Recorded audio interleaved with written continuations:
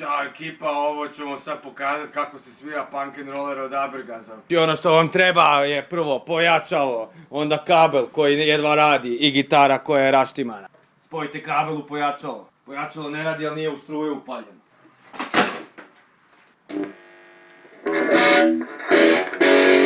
Radi. Prvo ide.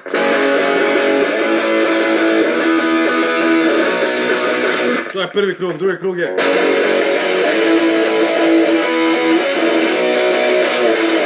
Onda imate treći krug.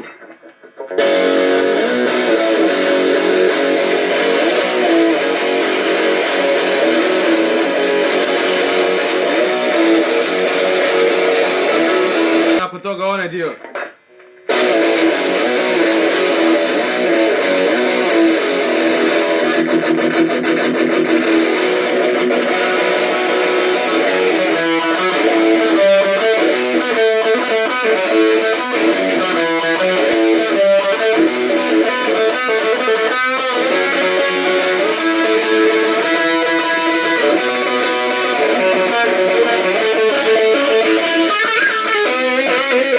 To je bilo sve, zahvala, evo sve.